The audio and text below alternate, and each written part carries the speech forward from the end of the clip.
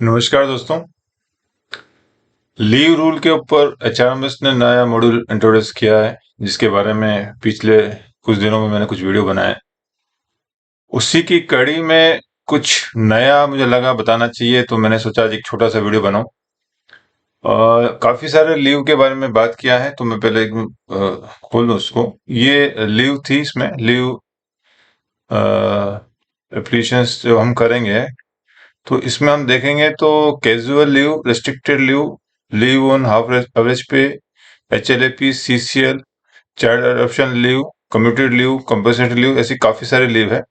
तो एक तो मैं पहले बता दूं कि इसमें आप देखेंगे अलग अलग आदमी का, अलग अलग एम्प्लॉयज में कुछ छुट्टियां किसी में दिखा है, किसी में नहीं दिखा है।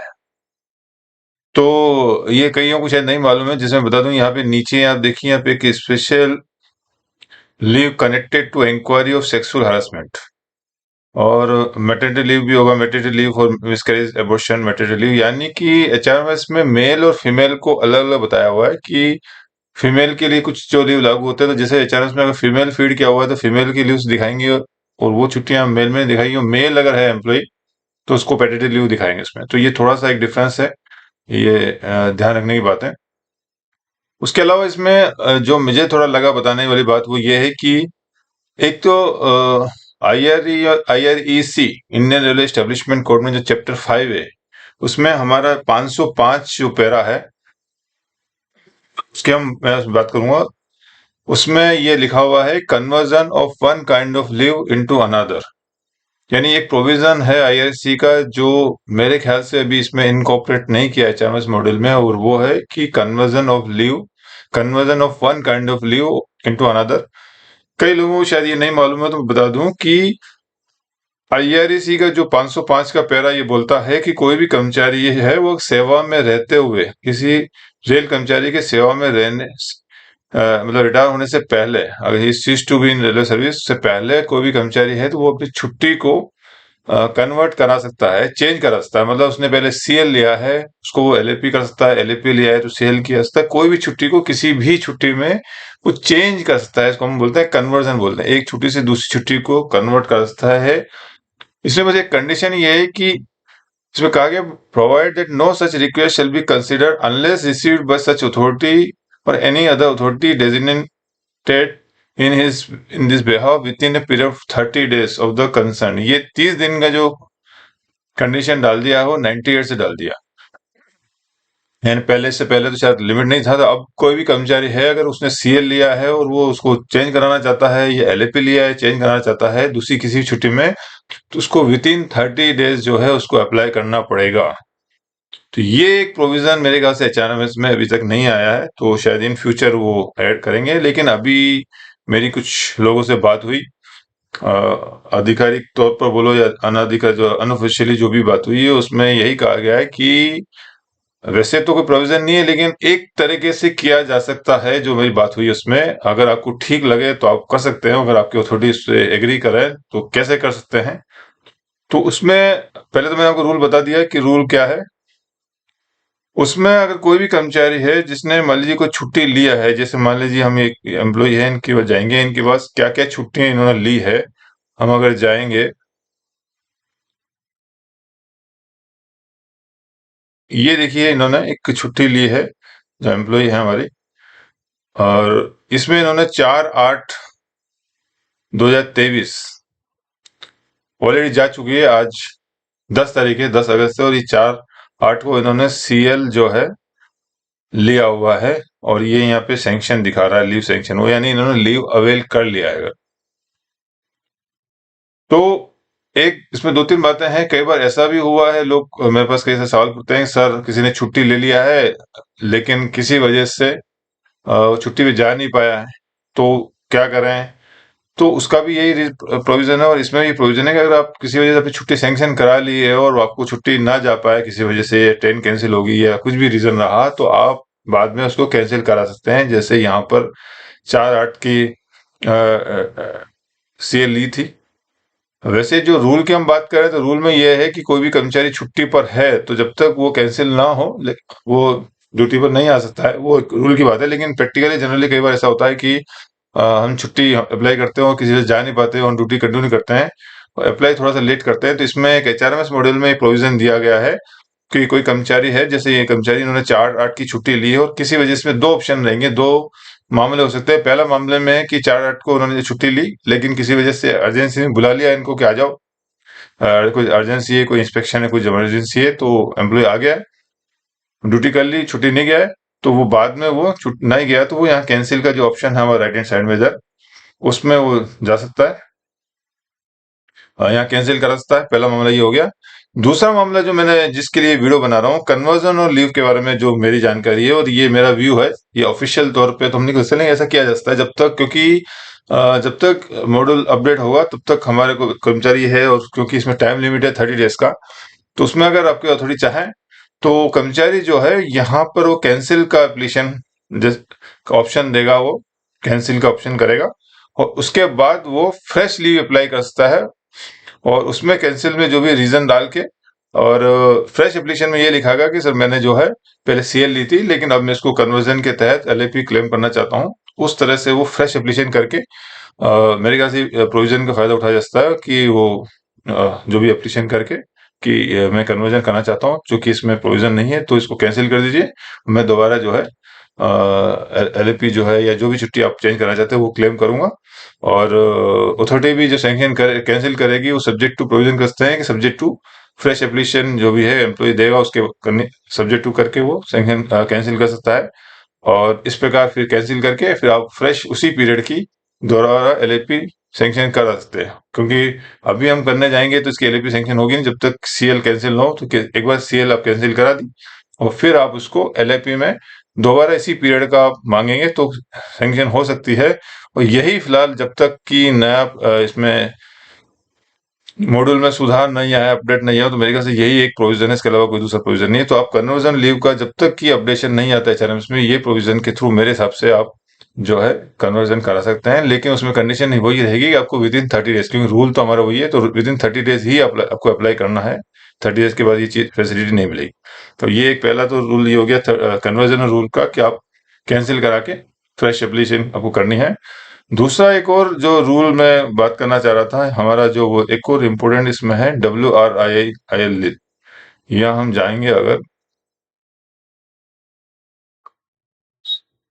एक छुट्टी और होती है इसके अंदर, ये हमारी नीचे लास्ट में work related illness and injury leave. अब ये इश्यू आता है कि ये कौन सी छुट्टी है, क्या होता है छुट्टी, इसके बारे में थोड़ा सा मैं ब्रीफ करूंगा कि हमारे रेलवे में पहले स्पेशल डिसेबिलिटी लीव हुआ करता था पैरा 5/2, और उसके बाद एक होता था पीछे हॉस्पिटल लीव पैरा 5/4। तो कोई भी कर्मचारी ड्यूरिंग वाइल वर्किंग कोई एक्सीडेंट हो जाता है ड्यूटी पे काम करते हुए, और डिसेबिलिटी हो जाती है किसी वजह से, तो स्पेशल डिसेबिलिटी मिल जाती है। और वैसे नॉर्मली इलनेस या इंजरी होती है किसी वजह से, तो उसमें उसको हम जैसे आईओडी बोलते हैं, इंजर्ड ऑफ ड्यूटी। तो आईओडी रहता था कर्मचारी 10 दिन, 15 दिन, महीना, 2 महीना, और उसकी वजह से जो उसको छुट्टी सैंक्शन होती थी वो हॉस्पिटल लीव सैंक्शन होती थी रेलवे बोर्ड ने। लेकिन रेलवे बोर्ड ने 2018 से, यहाँ पे 14 दिसंबर 2018 से ये लीव, हॉस्पिटल लीव डिलीट कर दी है, ओमिट कर दिया है, और स्पेशल डिसेबिलिटी लीव है उसके स्थान पर इसको work related illness and injury leave वो रिप्लेस किया है इसको।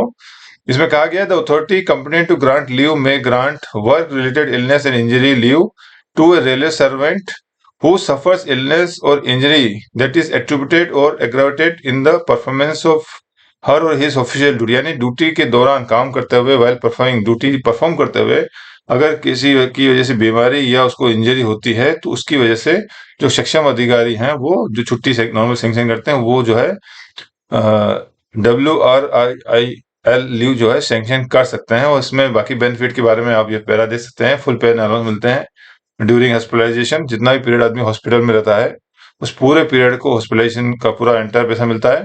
उसके बाद बताया गया है कि अप टू 6 मंथ, घर आने के बाद अप टू 6 मंथ फुल पे अलाउंसेस मिलते हैं, और 6 मंथ के बाद 1 साल तक जो है कर्मचारी को हाफ पे मिलता है। अगर वो कर्मचारी अगले 1 साल तक भी फुल पे लेना चाहे तो अपनी एचएलई भी कटवा के फुल पे ले सकता है। और पहले जो हॉस्पिटल लीव था उसमें सिर्फ 4 महीने फुल पे मिलती थी, उसके बाद हाफ पे चालू होती थी, और फर्दर उसके बाद लेने के लिए जीएम का अप्रूवल लगता था, पोस्ट रोटेशन सैंक्शन।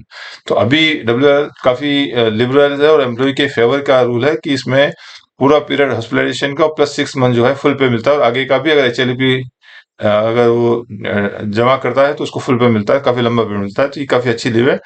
इसमें मेरे हिसाब से इसको कैसे क्लेम करना है, ये थोड़ा सा इश्यू मेरे हिसाब से अभी तक कुछ ऑफिशियल गाइडलाइंस नहीं आई है एचआरएमएस में क्या है। तो मेरे को जो समझ में आया है वो हम उसके लिए हम बात करेंगे। एचआरएमएस में अगर आपको लीव लेनी है, अगर आपको वर्क स्टडी लीव, तो मैं आपको पहले तो ये बता दूं, वर्क स्टडी लीव अगर आपको लेनी है तो काफी सारी चीजें इसमें लगती है। पहले मैं बता दूं क्या क्या चीजें लगती हैं। ये मान लीजिए जैसे किसी भी कर्मचारी का हुआ तो सबसे पहले तो वो कर्मचारी आईओडी के लिए एप्लीकेशन करेगा, फिर उसके ऑफिस से ही फॉरवर्ड होती है लेटर एप्लीकेशन जो भी है, डिवीजन को फॉरवर्ड होगी। उसके बाद सिक फीस सर्टिफिकेट, ये आपका जो है मेडिकल डिपार्टमेंट से सिक फीस सर्टिफिकेट होता है। फिर ये डब्ल्यूसी एक्ट का वर्कमैन कंपनसेशन का मेमो बनता है। इस तरह के काफी सारे डॉक्यूमेंट जो है उसमें लगते हैं।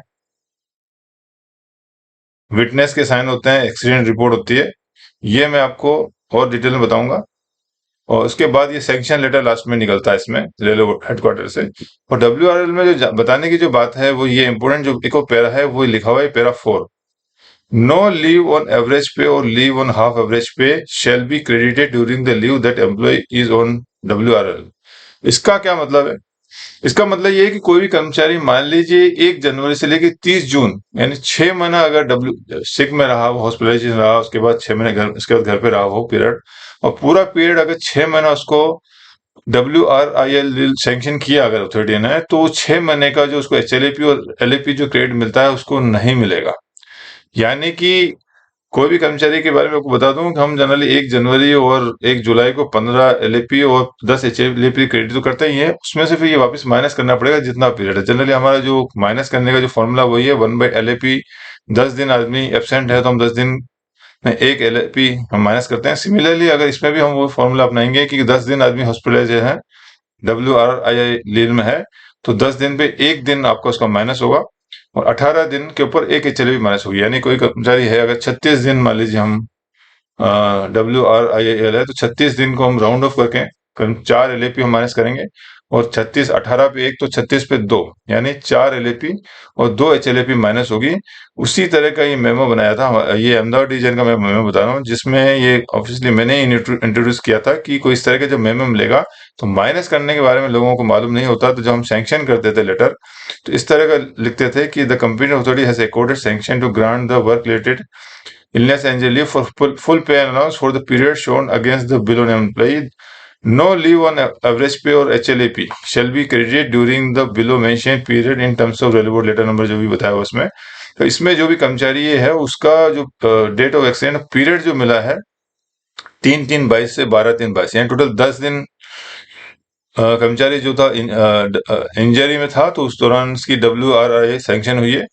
तो 10 दिन के ऊपर हमने 1 दिन का LAP काट दिया है। चूंकि 18 दिन नहीं हुआ है इसलिए HLAP 0 काट दिया। अगर मान लें 18 दिन होता है यहाँ पर WRIL, तो हम 18 पे 2 LAP और 1 HLAP माइनस करते हैं। तो चूंकि रूल का नियम लोगों को नहीं है, तो हम सिर्फ, मैंने देखा कई जगह सिर्फ सैंक्शन करके छोड़ दें, तो माइनस नहीं होता, लोगों को रूल नहीं मालूम है।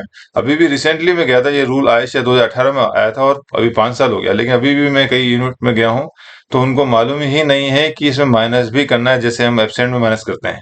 तो इसीलिए वीडियो भी बना रहा हूँ कि लोगों को ये मालूम चले कि WRIL सैंक्शन करना है तो साथ में ये भी माइनस करना है। और ये प्रोविजन भी, मेरी बात हुई है बोर्ड में, तो अभी तक ये प्रोविजन WRIL जो सैंक्शन करेंगे अभी HRMS में, तो ये प्रोविजन माइनस करने का ऑटोमेटिक प्रोविजन, मैंने रिक्वेस्ट तो डाली है उनको कि इसमें आप ऑटोमेटिक माइनस कीजिए जितने दिन पे, ताकि वो हमको मैनुअल में कोई करेगा नहीं करेगा तो उसमें और पेमेंट बनता है। तो उन्होंने कहा है कि ठीक है, हम इस पे इन फ्यूचर जब भी ऑपरेशन ये होगा, तो तब तक मैं बता दूं कि तब तक अगर कोई भी कर्मचारी की मान लीजिए WRIL सैंक्शन होती है, तो जितने दिन भी सैंक्शन होती है उसके बाद आपको हर 10 दिन पे 1 LAP और 18 दिन पे 1 HLAP आपको माइनस करनी है।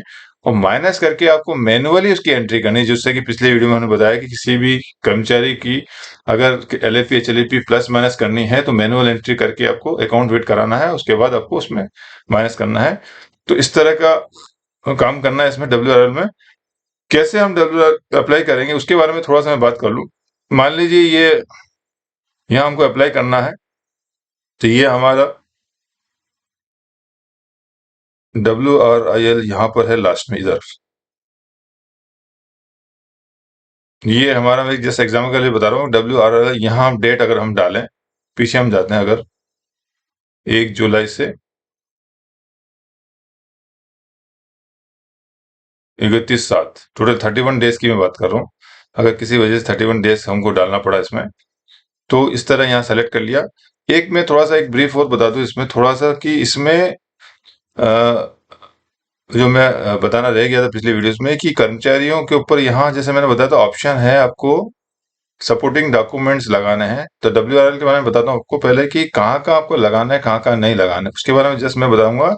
कि LAP में आप अपना रीजन दे सकते हैं, लेकिन अगर आपको रीजन जस्टिफाई कराना है, अगर शादी वगैरह है, तो अगर उसमें सपोर्टिंग डॉक्यूमेंट लगाएं तो कोई भी छुट्टी का मिलने की आपकी संभावना बढ़ जाती है।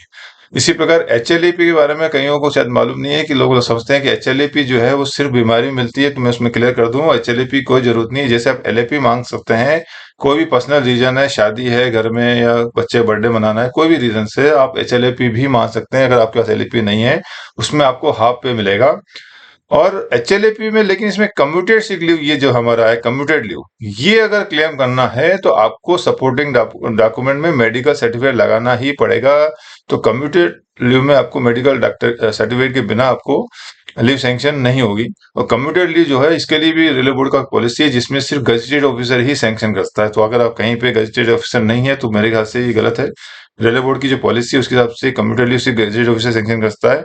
इसके अलावा कुछ लीव हैं, जैसे फैमिली प्लानिंग अलाउंस लीव है, और मैटरनिटी लीव। इन सब लीव्स में आप सपोर्टिंग डॉक्यूमेंट अगर लगाते हैं, child adoption leave, child care leave में तो ठीक है, आप रीजन दे सकते हैं। अगर कोई रीजन के साथ भी अगर सपोर्टिंग डॉक्यूमेंट लगाएं, तो मैं बता दूं कि सपोर्टिंग डॉक्यूमेंट कुछ के लिए तो मैंडेटरी है, जिसमें आपको लगाना है। और बाकी अलावा में आप लगाते हो तो आपको छुट्टी मिलने की संभावना आपकी बढ़ जाती है, अगर रीजन जस्टिफाई है तो। लेकिन WRIL की अब मैं बात करता हूं, तो WRIL जो है, इसके अंदर आपको लगाना ही पड़ेगा मैंडेटरी। और इसमें तो मेरे ख्याल से न सिर्फ एम्प्लॉय को डॉक्यूमेंट लगाना है, बल्कि सेक्शन को भी, आपकी यूनिट को भी लगाना है। तो सबसे पहले तो मैं चलता हूँ यहाँ पर, WRIL जो हमारी है इसमें हम चलते हैं। और मैंने जैसे बताया था अभी, कि हम पहले चलते हैं 1 जुलाई, और यहाँ हम आएंगे 31। ये हमारी 1 महीने की 31 दिन यहाँ दिखा दी आपको छुट्टी। अब हेडक्वार्टर लीव परमिशन जो है, इसकी जरूरत है नहीं हमारे को, तो नो, हमने नो चलने दिया, हमने यस नहीं किया। अब रीजन में हमको करना पड़ेगा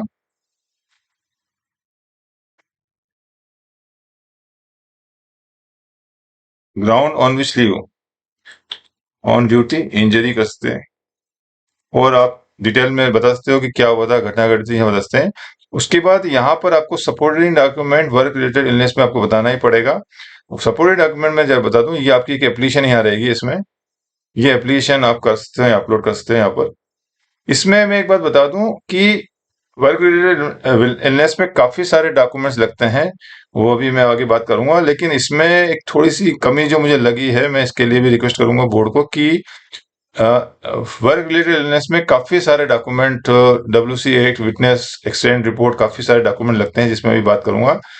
उसकी वजह से फाइल कई बार 4 MB से बड़ी, इसके अंदर अपलोड मैंने भी किया था, तो 4 MB से बड़ी फाइल नहीं ले रही है, तो कई बार इसमें डॉक्यूमेंट नहीं आएंगे। तो अभी एप्लीकेशन तो सिंपल आ गई है, इसको हम यहाँ अपलोड कर देंगे। यहाँ पे हमने अपलोड कर दिया, यहाँ व्यू कर दिया। ये हमारा एप्लीकेशन अपलोड हो गया है। ये एम्प्लॉय की तरफ से ये एप्लीकेशन अपलोड हो गया है। अब हम यहाँ से आगे हम भेजेंगे, किसको फॉरवर्ड करेंगे, ये हमारा जो होगा,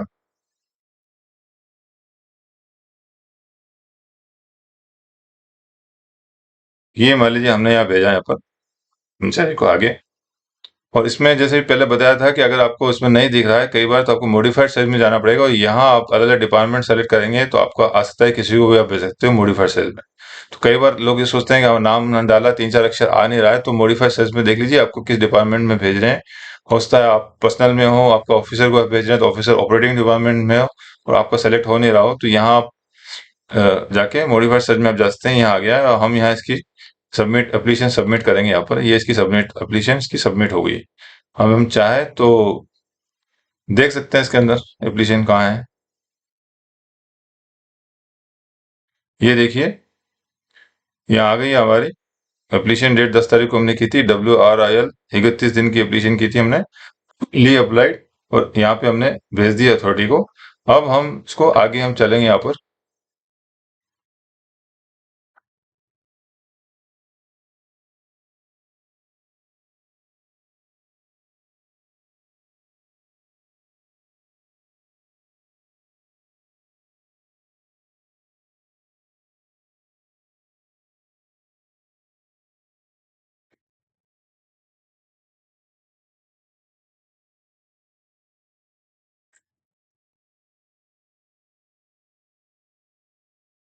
ये हमारा अगला जो इनके इंचार्ज हैं, वो उन्होंने अपने इंचार्ज को भेजा।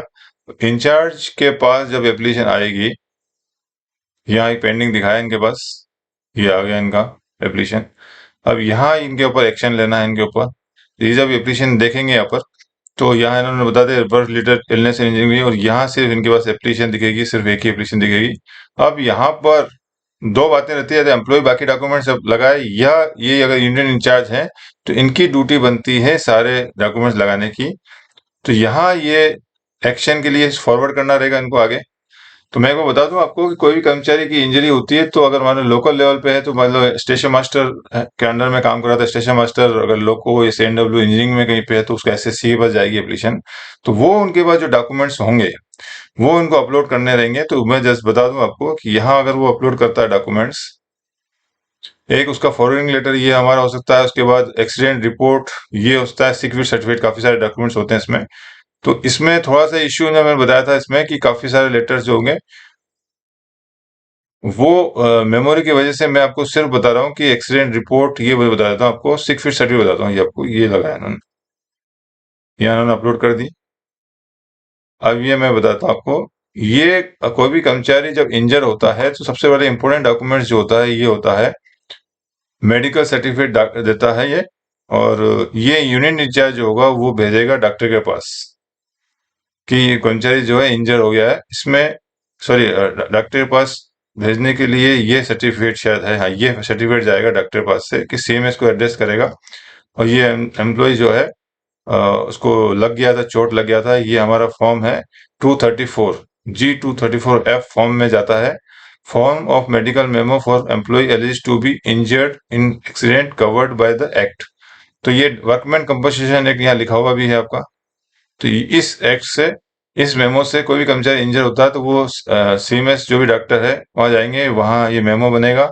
उसके बाद डॉक्टर उसको एग्जामिन करता है, और एग्जामिन करने के बाद वो डॉक्टर जो है इस तरह का फिट एक सर्टिफिकेट देता है कि वो कर्मचारी को हमने एग्जामिन किया, और वो बताया कि कितने दिन तक उसमें लिखता है कि द डिसेबिलिटी को मैं तो बड़ा कर देता हूँ, the disability is likely to be complete until His disablement is likely to be continuing until 7 days with effect from 3/1/22 तक अशक्त रहने से ना, यानी कर्मचारी का वो एग्जामिन करेगा ऑन ड्यूटी का, फिर वो अंदाजा लगाएगा कि कितने दिन, 7 दिन, 10 दिन, 15 दिन, महीना, 2 महीना। और ऐसा नहीं है कि किसी डॉक्टर ने मान लिया 10 दिन का दिया, हो सकता है 10 दिन में ठीक ना हो, तो फिर वो कंटिन्यूशन सर्टिफिकेट देते हैं। तो इस तरह का एक सर्टिफिकेट दिया जाएगा। और ये एक फिर सिक्स सर्टिफिकेट है, ये 10 से 12 तक का दिया हुआ है इसमें। ये इस तरह का मेमो अपलोड करा किया जाएगा।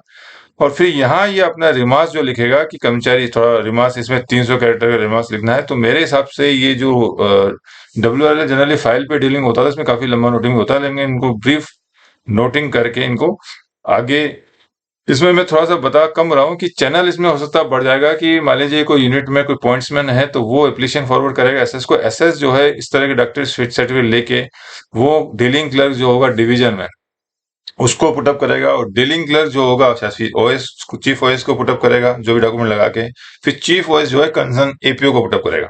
तो मैं यहाँ सीधे एपीओ का डाल देता हूँ ताकि आपका नहीं जाए।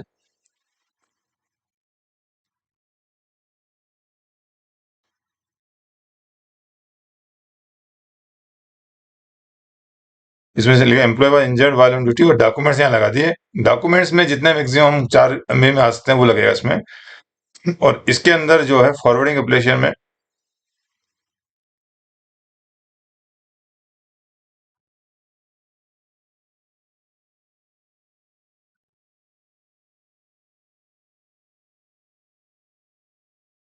ये देखिए नाम नहीं आ रहा था इसके अंदर, बता दूं आपको, डालने की कोशिश की मैंने। नाम नहीं आ रहा था, इसलिए फिर आपको मॉडिफाई सर्च किया तो पर्सनल में हमने किया नहीं था, ओके नहीं किया था, इसलिए नहीं आया था। अब नाम आ जाएगा पर्सनल में जैसे करेंगे, ये देखिए नाम आ गया है इसमें। और इसमें फिर इस तरह का लिख के यहाँ अपलोड करके ये यहाँ जाएगा और ये जाएगा आगे ऑफिसर में जाएगा। यहाँ से निकल गया फाइल। तो डीलिंग क्लर्क जो भी होंगे उनको उसमें एग्जामिन करके, सारे डॉक्यूमेंट एग्जामिन करके, जो भी रिलेवेंट डॉक्यूमेंट है, मैं रिलेवेंट डॉक्यूमेंट आपको लास्ट में और बता दूंगा, वो अपलोड करके आपको कंसर्न ऑफिसर को भेजना है। कंसर्न पर्सनल ऑफिसर फाइनली सारे डॉक्यूमेंट्स को देखेगा और देखने के बाद जो है वो फिर कंसर्न जो उसका ब्रांच ऑफिसर जो होता है, हम जनरली ब्रांच ऑफिसर से ही सैंक्शन कराते हैं।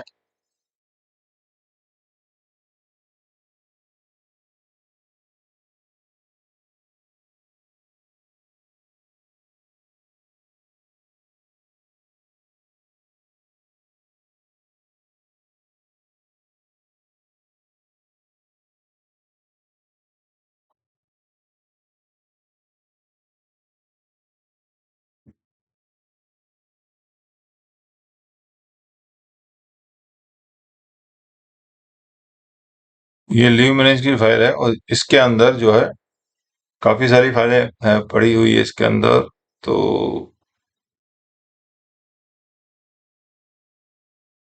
ये जो हम बात कर रहे थे, यहाँ ये फाइल आ गई है हमारी, work related illness and injury, और यहाँ डॉक्यूमेंट्स जो है, तो इसमें आप देखिए जो एम्प्लॉय ने जो डॉक्यूमेंट लगाया था वो यहाँ दिख गया है। यहाँ पे एम्प्लॉय ने अपनी एप्लीकेशन लगा दी। इसके बाद जो जितने भी डॉक्यूमेंट्स हैं, बाकी जो डीलिंग स्टाफ ने डॉक्यूमेंट्स किए, वो उनके डॉक्यूमेंट इसमें आ जाएंगे।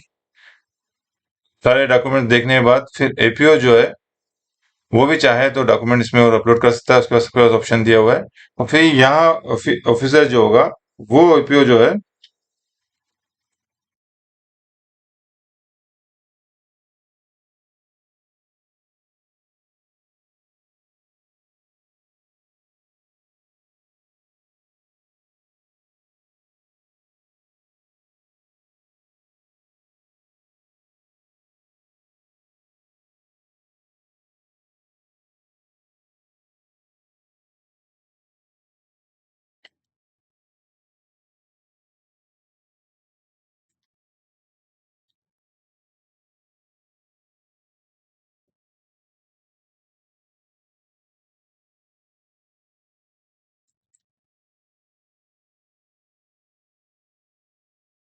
इस तरह के रिमार्क्स डाल के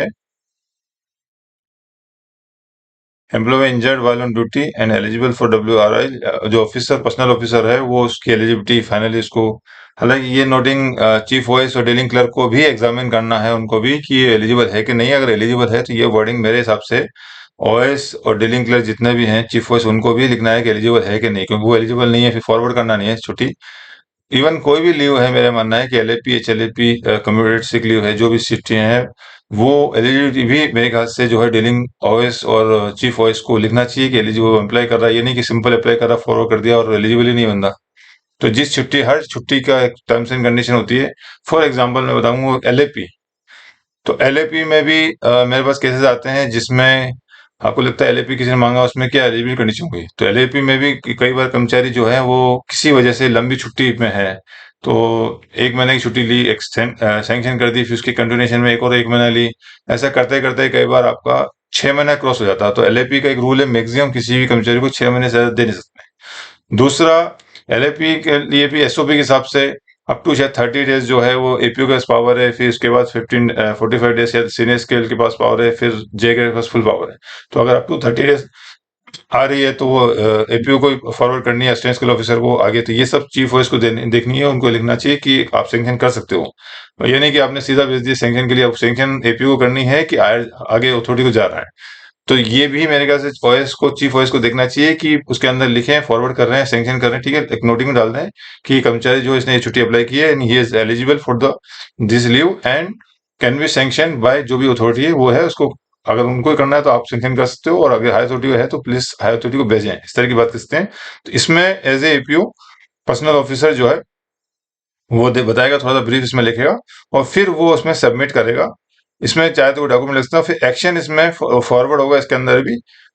और वो हायर नेक्स्ट अथॉरिटी के पास जाएगी, जो भी नेक्स्ट अथॉरिटी इसके गजेटेड ऑफिसर जो ब्रांच ऑफिसर है वो एक ऑफिसर उसको भेजेगा। तो ये मैंने एक छोटी सी कोशिश की थी। WRIL लीव जो है थोड़ी सी हटके एक लीव है।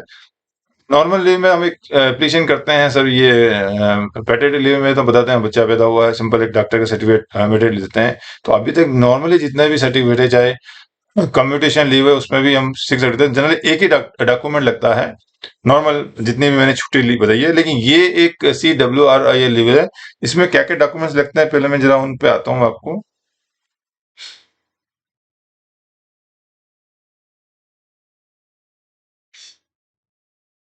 WRIL लीव में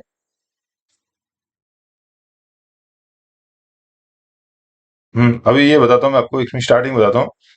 WRIL में कितने सारे डॉक्यूमेंट्स आते हैं, ये जरा सा मुझे थोड़ा सा आपको बताना था। तो इसमें इतनी मेमोरी आती नहीं है। मैंने इसमें देखी, ये एक डॉक्यूमेंट है, ये सबसे पहले तो ये कर्मचारी ने अपनी एप्लीकेशन दी है, ये आ गया तो ये ठीक है, कर्मचारी अपने लेवल पे लगा देगा।